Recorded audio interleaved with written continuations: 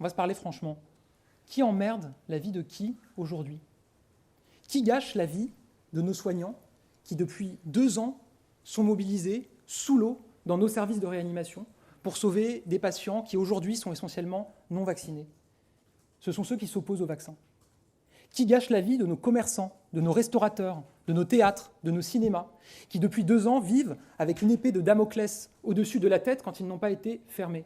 Ce sont ceux qui s'opposent au vaccin. Qui gâche la vie de nos personnes âgées, qui sont contraintes de vivre dans la solitude, dans la peur face à une épidémie? Ce sont ceux qui s'opposent au vaccin. Alors moi, je vais vous dire les choses. Nous avons toujours dit les choses extrêmement clairement, et nous continuerons à les dire clairement.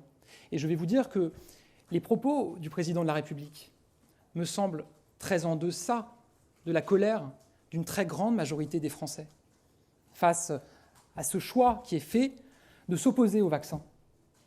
Vous discutez avec des Français aujourd'hui, vous en avez beaucoup qui vous disent « mais les personnes qui font le choix de ne pas se faire vacciner, on ne devrait même pas les soigner ». Nous avons toujours fait le choix, avec nos soignants, de soigner tous les Français qui étaient frappés par la maladie.